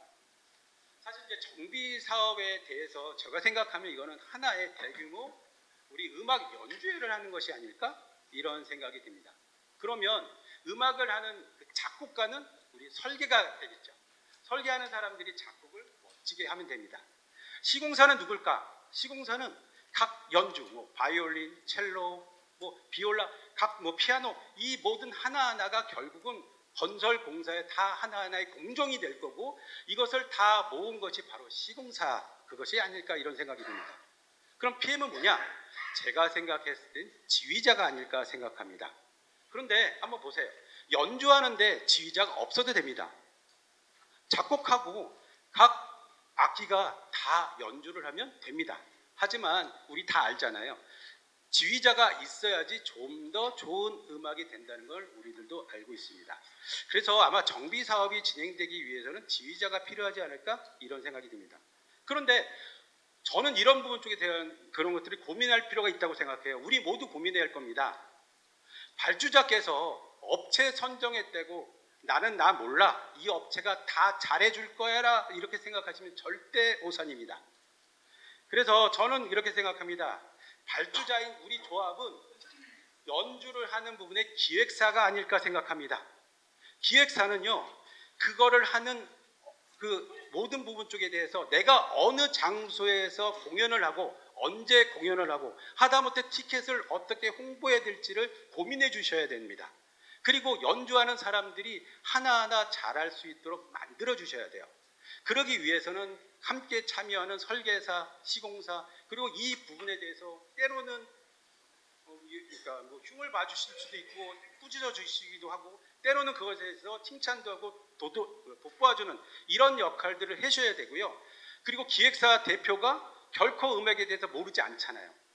조합의 모든 집행부는 반드시 이 사업에 대해서 아셔야 됩니다. 아셔야지 업체한테 시키죠. 업체가 스스로 하지 않습니다. 반드시 우리는 아셔서 시키는 역할을 해주시기 바랍니다. 제가 간단하게 좀 설명을 드렸고요. 여기 계신 모든 조합장님 이 프로젝트 여러분들이 맡으신 프로젝트가 반드시 성공적으로 끝내기를 기원드리겠습니다. 감사합니다. 다음 순서로 양준모 서울시 전략주택 공급과장님을 모셔보도록 하겠습니다. 안녕하십니까. 서울시 전략주택공급과장 양준모라고 합니다. 지금부터 모아주택 모아타운에 관한 그 말씀을 이렇게 드리겠습니다. 먼저 그 결론부터 제가 생각하는 결론부터 말씀을 한번 드려보겠습니다. 그 4페이지 보시면은 그 모아타운을 보시면은 그 서울 이제 뭐 나름 중심부라고 하는 요 강남 3구 이렇게 4구 외쪽에 이렇게 좀 많이 분포가 되어 있습니다. 그래서 서울 또 한강변보다는 또 외측에 이렇게 주변부에 많이 이렇게 배치가 되어 있습니다. 이게 116개 모아타운 현황 지도고요.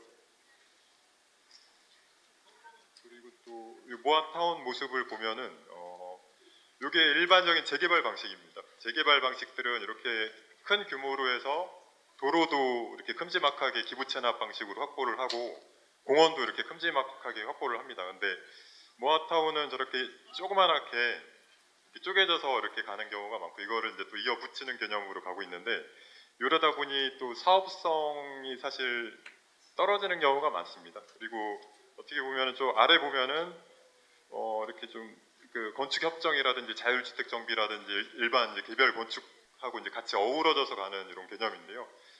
이제 전체적인 도시를 봤을 때 대규모로 이렇게 이렇게 개발하는 방식도 필요하고 이렇게 개별적인 건축 행위로 이렇게 가는 것도 필요하고 또 중간 단위의 개발 방식도 필요하다라고 해서 처음에 그 이제 대규모 전면 철거 방식에 대한 그런 이제 문제점에 대한 지적이 예전에 있었고 그에 대한 대안으로 나온 이게 이제 사업들입니다.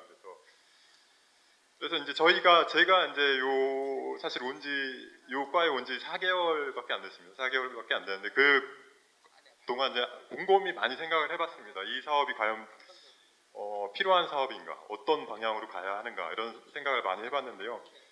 보면은 그 전체적인 도시를 봐서는 꼭 필요한 사업이다라는 판단을 했고요. 그리고 개별적인 사업을 봐서는 사업성이 참 안 좋다. 그리고 외곽에 많이 비치가 돼 있고 최근에 또 공사비도 많이 올랐다라고 해서 그렇다라고 하면은 공공의 케어가 반드시 필요하다라는 공공 입장에서는 굉장히 손이 많이 갑니다. 이런 사업들에 비해서 오히려 굉장히 손이 많이 가고 굉장히 힘든 사업입니다. 이 사업 자체가. 그 밑에 보면은 지금 자율정비 사업이라고 해서 건축협정 뭐 이런 사업이라고 개별 건축행위들 이런 사업들이 있는데요. 예전에 어떻게 보면 이게 도시재생 쪽하고 가장 가깝다라고 볼 수 있는데 이 부분이 사실 가장 손이 많이 가고요. 그 다음 이제 소규모 정비 사업들이 공공 입장에서는 굉장히 힘들고 손이 많이 갑니다. 그리고 어떻게 보면은 이제 저도 이제 재건축을 한동안 담당을 했었는데 그 재건축 같은 경우에는 굉장히 또 편하게 사업을 제 입장에서는 했던 기억이 있습니다. 그래서 일단 제가 생각하고 있는 결론은 그 공공의 케어가 필요하다. 그리고 도시 구조상 이런 사업들은 필요하다라는 결론입니다.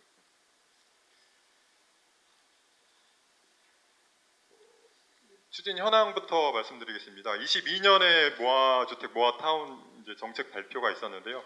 소규모 이제 주택 정비법상 가로주택 정비 사업 그리고 관리 지역입니다. 그래서 그 법상 이 근거를 가지고 있는 사업이고요. 22년 8월에는 그 세입자 보호 대책을 이제 전국 최초로 마련한 바가 있고요.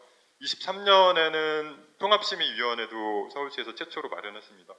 그리고 24년에는 투기 문제라든지 이제 갈등 문제, 그 구역 내 갈등 문제가 굉장히 많이 불거졌고요. 그에 따른 그 자치구 공모 모아타운 자치구 공모를 중단했습니다. 자치구 공모는 그 주민 토지 등 소유자 동의율이 30%였고요. 이제 주민 제한으로 일원화가 됐는데 이제 주민 제한은 토지 등 소유자 60% 동의가 필요합니다. 그리고 그밖에 각종 복잡한 이제 동의들이 필요한데요. 요거에 대한 사실 불만들이 현재 굉장히 많으신 상황으로 알고 있습니다. 파악하고 있습니다. 25년도에 전자서명 동의를 이제 추진하게 되고 최근에 이제 모아주택 활성화 방안을 발표한 바 있습니다. 모아타운 현황입니다. 이거는 그 소규모 주택 정비법상 관리 지역입니다. 관리 지역이 현재 116개가 지정이 됐고 주택 공급량으로 치면 12만 호 분량입니다. 이게 보시면은 2023년 4년도 초반에 이렇게 급격히 올라가다가 24년도부터 좀 꺾이는 게 이제 공모 방식이 없어지고 주민 제한 방식으로 바뀌면서 이렇게 꺾였다라고 보시면 됩니다. 그래서 이제 저도 요과에 오자마자 직원들과 함께 얘기한 게 주민들 단합이 잘 되고 갈등이 없고 투기 우려가 없고 이런 것들은 적극적으로 도와드리자. 다만 이제 그런 투기 우려가 있고 갈등이 심하고 이런 것들은 과감하게 해제하자. 그런 것들을 이제 우리 담당자들하고 얘기한 바가 있습니다. 그리고 밑에는 모아주택입니다. 모아주택은 조합이 설립된 곳들이고요. 그 현재 기준으로 178개소 그리고 총 3만 7천 호 분량입니다. 조합 설립하려면 토지 등 소유자 동의율이 80%가 필요합니다. 최근에는 이제 3월부터는 75%로 이제 주는 상황이고요. 조합 설립 그 이제 동의에 대한 지원 그리고 조합 설립이 됐을 때 운영비 지원도 이제 저희가 내년부터는 강화할 예정입니다. 그래서 조합 설립이 잘 될 수 있도록 많은 지원을 할 예정입니다. 그리고 25년 이후부터는 매년 1만 호 이상 이제 조합 설립이 되고요. 될 것으로 저희는 예상하고 있고요. 이 조합 설립되는 물량들은 대부분 이제 착공까지 이어지는 것으로 저희는 이렇게 보고 있습니다. 이거나 전에 말씀드린 그 모아타운 116개소 현황입니다. 모아타운의 이제 특성을 보시면은 그 재정착이라든지 기존 도시구조 유지라든지 이제 원활한 이주 그리고 신속하게 사업을 할 수 있다라는 그런 장점이 있고요. 이거를 재개발하고 좀 비교를 했습니다. 재개발 같은 경우에는 기반 시설 확보가 유리합니다. 이제 공원, 도로 이런 확보가 유리하고 또 대규모로 하다 보니까 또 상업성 면에서 유리한 면이 있고 그런 단지 내 이제 커뮤니티 시설이 아무래도 크다 보니까 이렇게 그런 또 장점이 있습니다. 이런 장단점이 서로 있는 상황입니다. 이것도 모아주택과 재개발 사업의 이렇게 비교를 한 사항인데요. 노후도를 보시면은 50% 이상이면은 모아주택은 가능한데 이제 재개발은 60%가 넘어야 합니다. 그리고 주민 제한 동의율이 모아주택이 현재 굉장히 높습니다. 이제 토지 등 소유자 60% 이상 동의를 받아야 하고요. 재개발 사업은 30% 이상으로 이제 제한을 할 수 있는 상황입니다.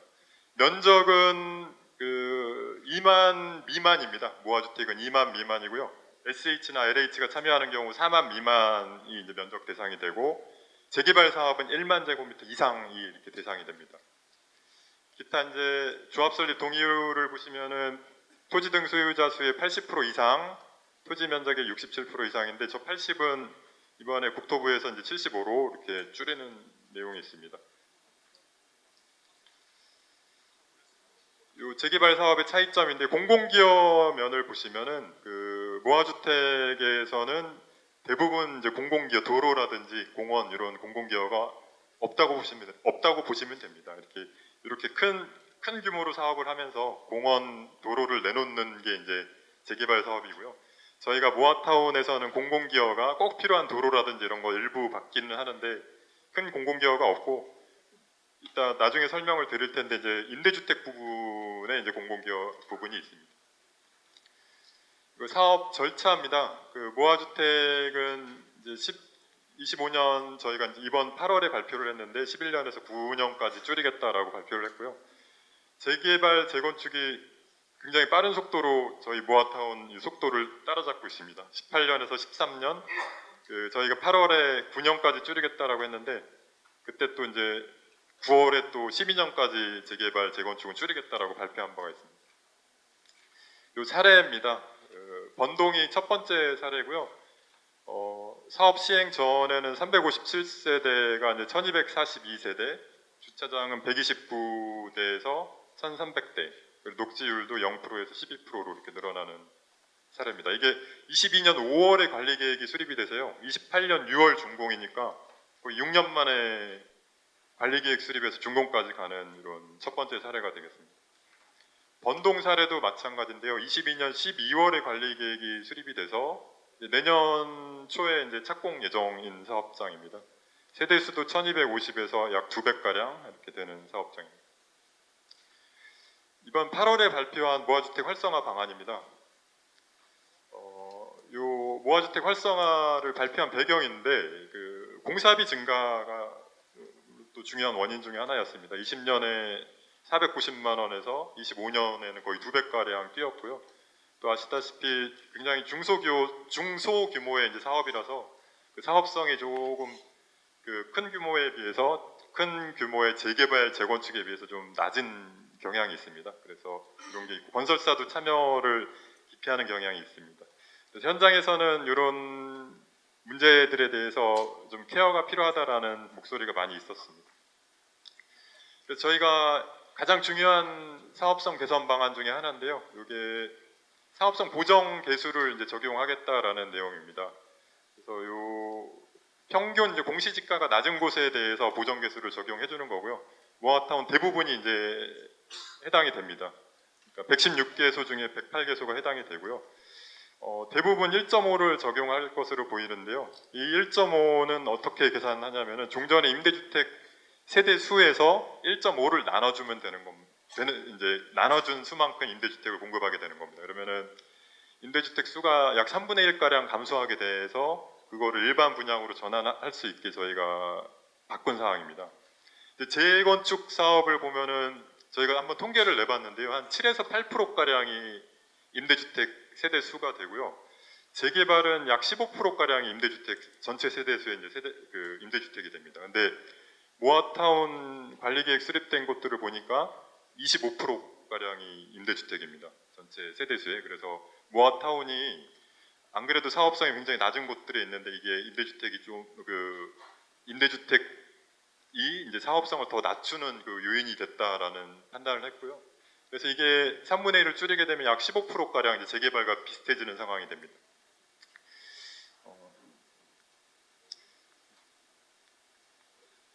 그리고 기반 시설이 양환적 용도지역 변경을 이제 3종 일반 주거에서 준주거까지 변경할 수 있는 그런 근거를 이제 마련했습니다. 이거는 이제 조례 개정에서 내년 초부터 시행이 되고요. 조례 개정이 완료되면 내년 초부터 시행이 되고, 승강장 주변에서 이제 350m, 그리고 간선도로 20m 이상 간선도로에서 50m 이내 지역에 대해서 용도적 변경이 가능하게 조치를 했습니다.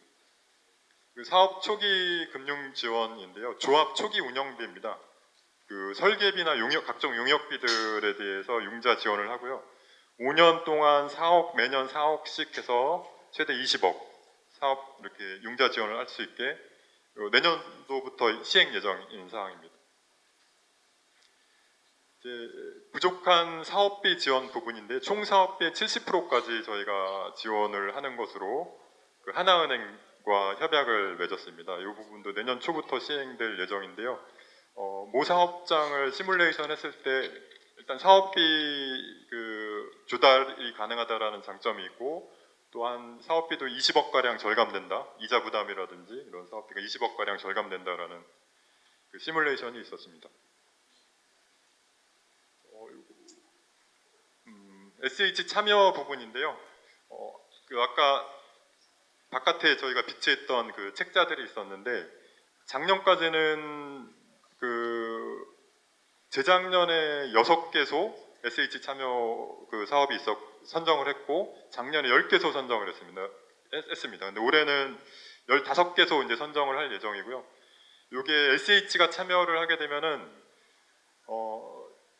처음에 이제 그 모아타운을 시작하는 사업자도 그 아까 말씀드렸던 60% 동의가 아니라 토지 등 소유자 30% 동의로 이제 시작을 할 수 있습니다. 그리고 임대주택도 현행 기준으로 50% 이제 뭐 증가되는 용적률 50%까지 이렇게 임대주택을 제공해야 하는데, SH가 참여하면 30%입니다. 그리고 이 30%도 또 보정개수를 적용하게 되면 20%로 또 이제 줄게 됩니다. 그래서 여러 가지 면적도 또 이제 증가해서 4만까지 가능해지는 부분이 있고, 여러 가지 혜택들이 있습니다. 이제 다양한 지원을 또 SH와 함께 저희가 계획을 해서 강화할 계획입니다. 그리고 임대주택 인수 가격도 종전에는 표준 건축비 이제 59 전용 59 기준으로 1억 3천의 건축비를 저희가 이제 매입을 해왔습니다. 이거를 어느 정도 뭐 완벽한 현실화는 아니지만요. 그래도 어느 정도 현실화해서 기본형 건축비의 80%로 해서 59형 기준으로 이제 2억 원으로 이렇게 좀 증액한 부분이 있습니다. 그 사업성 분석 지원도 이렇게 확대할 계획입니다. 내년부터 그리고 조합 설립하는데 비용이 한 200세대 기준으로 1억 6천 가량 드는 것으로 저희가 파악하고 있는데요. 1억 원 가량은 이제 시에서 지원하고 나머지 6천은 구에서 이렇게 지원하는 방식으로 내년부터 조합 설립도 이제 지원할 예정입니다. 한 20개소 정도 지원이 가능할 것으로 지금 보고 있고요. 전자투표와 온라인 총회도 지원할 예정입니다. 그리고 사업 기간 단축인데요. 저희가 모아타운 그 관리계획 수립 과정에서 그 건축 계획을 조금 더 디테일하게 수립을 해서 추후에 사업 시행 인가 받을 시점에 통합심의 받을 시점에 이제 변경을 최대한 줄이겠다라는 그런 계획으로 이렇게 2년을 단축하겠다라는 계획을 발표한 바 있습니다. 전에 말씀드린 사항 이외에 저희가 이제 그 케어가 필요하다라고 말씀드렸는데요. 모아타운에 이제 케어가 필요하다라고 말씀드렸는데, 그 중에 중요한 부분이 최근에 조합원 지위 양도 제한 이런 부분을 보면은 저희 소규모 주택 정비법에 따른 그 가로주택 정비 사업 이 부분은 조합 설립 시점으로 이게 되어 있습니다. 그래서 조합원 지위 양도 제한 그 기준이, 근데 재개발은 관리처분 인가 시점으로 되어 있습니다.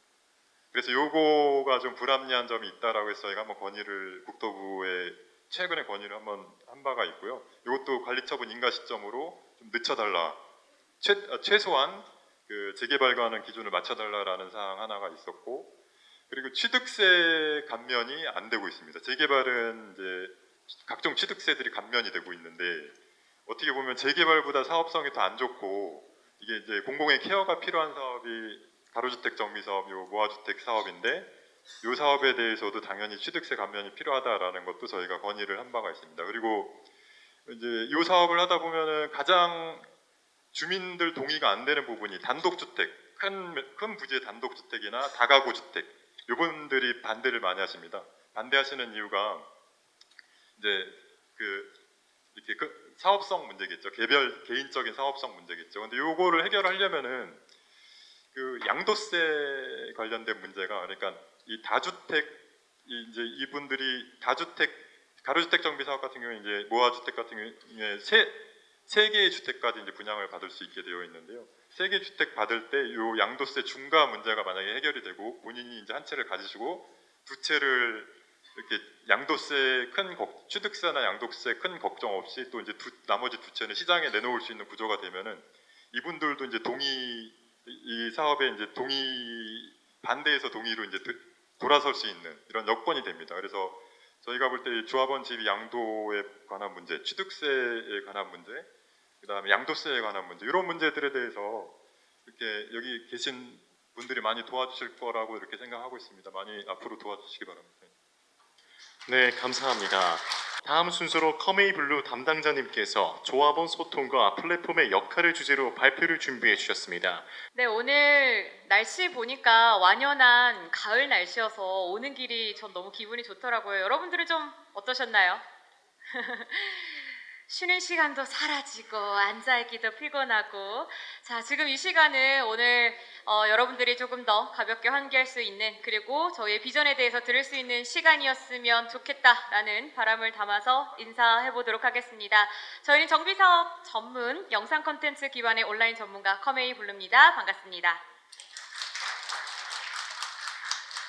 네, 여러분들의 정비사업 소통은 이제 좀 달라져야 되지 않을까요?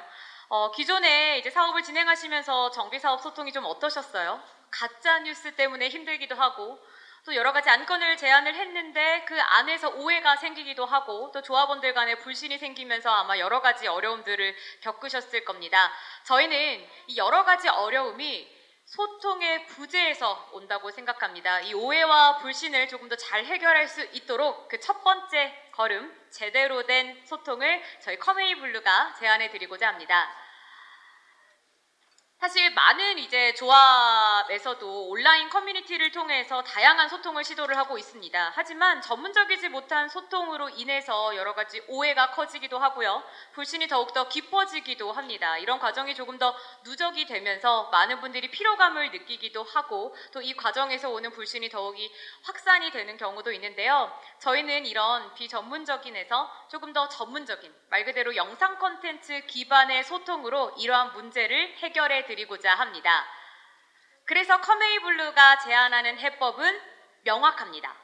이해하기 쉽고 신속하고 정확한 영상 콘텐츠 기반으로 소통을 하는 것입니다. 자, 그러면 어떻게 이게 구체적으로 내용이 전개가 될까요? 첫 번째, 투명성입니다. 이 조합의 정보는 더욱더 많이 오픈이 되어야지 많은 분들이 믿을 수 있고 또 신뢰할 수가 있겠죠. 그래서 조합원분들의 인터뷰라든지 아니면 우리 조합장분들의 인터뷰, 또 관련된 자료 등을 영상으로 제작할 수가 있습니다. 자, 두 번째 바로 속도입니다. 이 정비 사업의 가장 사실 중요한 부분은 얼마나 사업이 빠르게 잘 진행되는가인데요. 이 과정에서도 여러 가지 이슈가 생길 수도 있습니다. 처음에 얘기를 했었던 가짜 뉴스가 터진다든지 여러 가지 우리 사업을 지연시키는 문제점들이요. 자, 그러면 그런 과정에서 생기는 여러 가지 이슈 사항을 바로바로 그때 공지, 쇼츠를 제작하는 등으로 열린 정보를 조금 더 제공할 수가 있습니다. 자, 세 번째, 정확성입니다. 여러분, 여러 가지 힘든 사실 가짜 뉴스들에 많이 고통을 받으셨을 텐데 이거를 가장 바로잡는 쉬운 방법이 어떤 건지 아세요? 오해를 바로잡는 가장 쉬운 방법은 바로 팩트를 제시하는 겁니다. 그래서 이 팩트를 제시할 때 단순히 그냥 텍스트로 응대하는 것뿐만이 아니라 저희는 관련되어서 조금 더 시각적으로 잘 볼 수 있는 카드 뉴스 등을 제작해서 그 정보를 응대해 드리고자 합니다. 자, 그러면 이 세 가지 키워드를 중심으로 저희는 어떤 솔루션을 제안하는지 조금 더 디테일하게 말씀드리도록 하겠습니다. 자, 첫 번째, 바로 투명한 소통인데요. 사전에 이제 총회 안건이나 의사 결정을 위한 여러 가지 정보들을 이해하기 쉬운 컨텐츠로 배포하는 것입니다. 자, 그러면 조금 더 구체적으로 말씀을 드릴게요. 첫 번째, 지금 옆쪽에 이제 이미지를 보시면 우리 조합장분들의 인터뷰라든지 아니면 이 사업 과정에서 필요한 여러 가지 내용들을 실제로 좀 공유하고 알려줄 수 있는 영상을 저희는 제작을 할 수 있는데, 저희가 그 중에 사례로 하나 이렇게 설명의 라이브를 또 가지고 왔습니다. 굉장히 중요한 설명 자료가 있대요. 중요한 안건이 있다고 합니다. 근데 서울에서 열린다고 하네요. 어떡하지? 난 지금 부산인데. 그러면 우리가 그 자리에 직접 가기도 어렵고 가기 어려운 상황이 있을 때 그 정보를 어떻게 제공을 받아야 될까요?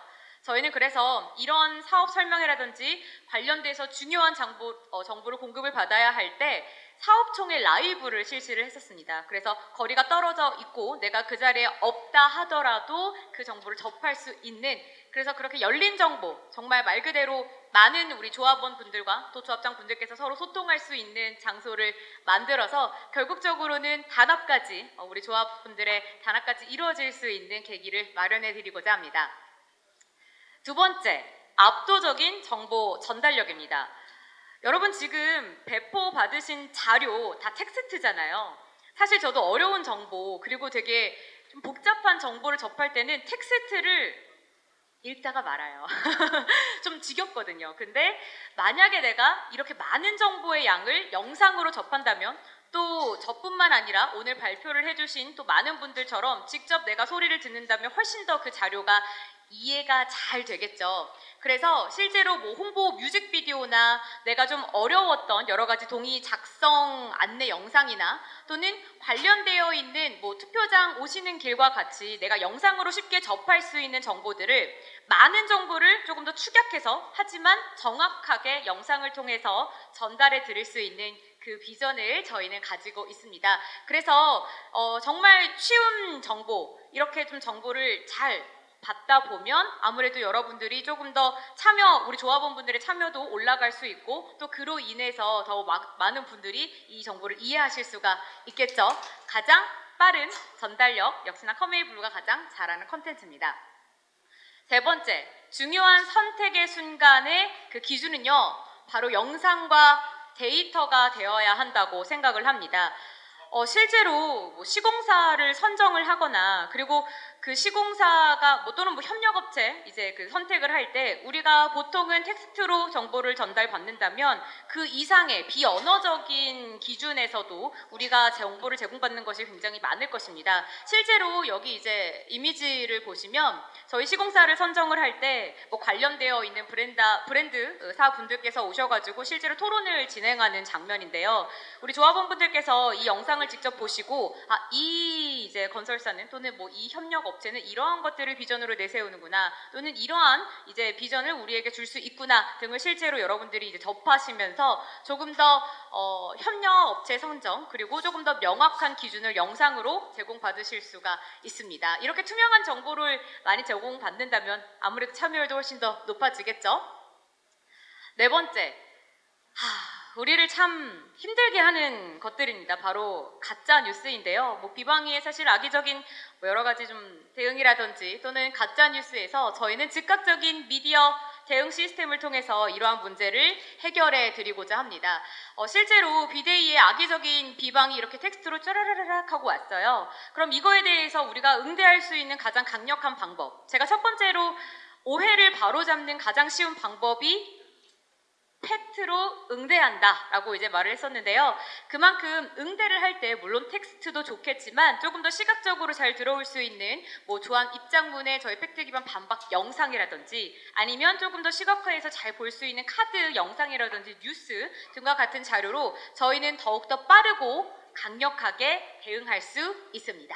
말 그대로 흔들림이 없는 진실로 조합을 조금 더 단결력 있게 지킬 수가 있겠죠.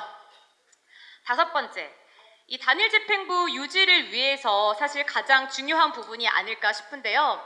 말 그대로 저희는 영상 컨텐츠 기반으로 조금 더 전문적인 온라인 소통을 하기 때문에 사업 종료 시까지 우리 조합과 조합원 분들의 정말 지속적인 소통, 더 나아가서 단결력을 같이 지켜드릴 수 있도록 제공을 해드리도록 하겠습니다. 사실 이렇게 단일 집행부 유지를 위해서 가장 중요한 게 신속한 사업 유지는 그리고 진행은 필수거든요. 그리고 이렇게 신속하게 일이 이루어지다 보면 당연히 비용 절감이 되고 비용 절감이 된다면 우리 조합원 분담금 최소화가 이루어지기 때문에 이런 걱정이 있으셨던 분들은 저희와 함께 하시면 더욱더 좋겠습니다. 자, 다음은 사업 가치를 높여드리는 건데요. 이쪽에 보시면 저희가 가지고 온 사례 중에 하나가 다큐멘터리도 있고요. 또 이렇게 미래 조감 영상, 우리의 사업지가 또 얼마나 멋있는지, 또 얼만큼 더욱더 멋있게 바뀔지, 또 그런 것들을 매체 릴리즈를 했고, 또 경제 부동산 프로그램의 편성이나 기획을 같이 이제 도움을 드릴 수 있는 여러 가지 방안을 통해서 우리가 가지고 있는 사업지가 얼마나 더 빛나고 더 발전될 수 있는지 여러 가지 비전과 이제 스토리를 시각화할 수 있습니다. 그로 인해서 더욱더 많은 미래 가치를 우리뿐만 아니라 우리 사업지를 잘 모르는 분들에게도 많이 알릴 수가 있겠죠. 그만큼 저희가 제안하는 비전은 이제는 그냥 단순히 텍스트를 넘어서 조금 더 전문적인 소통으로, 그것도 훨씬 더 많은 분들이 잘 이해할 수 있는 영상이라는 수단으로 제공해 드리고자 합니다. 그래서 저희 컴웨이 블루와 함께 했을 때 얻을 수 있는 것들은요, 신속한 사업 추진을 통해서 비용이 절감이 되고요. 비용이 또 절감이 되다 보니 우리 조합원분들의 단합, 말 그대로 투명한 소통을 통해서 더욱더 확고하게 이루어질 것이고, 이게 성공적인 사업 완수로 이어질 것이다. 저희는 그렇게 믿고 있습니다. 저희 컴웨이 블루는 단순한 광고 대행사가 아니라 정말 정비 사업의 전문가로서 더욱더 본질적으로 여러분들이 원하시는 소통으로 나아갈 수 있도록 도와드릴 수 있는 해결사라고 말씀드릴 수 있을 것 같습니다. 정말 여러분들의 최적의 온라인 커뮤니케이션을 위해서 저희가 한 단계 더 업그레이드된 소통으로 함께하도록 하겠습니다. 저희 사실 이렇게 급하게 마무리하기가 좀 아쉬워서 이벤트를 하나 준비를 했는데요. 여러분들 아마 지금 배포받으신 자료를 보시면 QR코드가 있을 겁니다. 마지막 장에. 그래서 그 QR코드를 인식을 해주시면 이벤트를 참여하실 수가 있는데요. 실제로 저희가 이렇게 자랑하면서 많이 말씀을 드렸던 영상에 관련된 이벤트도 준비가 되어 있고, 실제로 저쪽에 부스도 마련되어 있으니까요. 함께 해주시면서 어떻게 좀 나도 이용해 볼 수 있나 관련해서 참여할 수 있는 이벤트를 많이 준비했으니까요. 많은 관심 가져주셨으면 좋겠습니다. 여러분들이 앞으로 더욱더 원활한 소통을 할 수 있도록 저희가 도와드리도록 하겠습니다. 발표 들어주셔서 너무너무 감사드리고요. 여러분 뒤에 발표도 잘 청강해 주시면 좋겠습니다. 감사합니다. 지금까지 컴웨이블루였습니다. 네, 좋은 발표 감사드립니다. 모두 힘찬 박수 부탁드리겠습니다.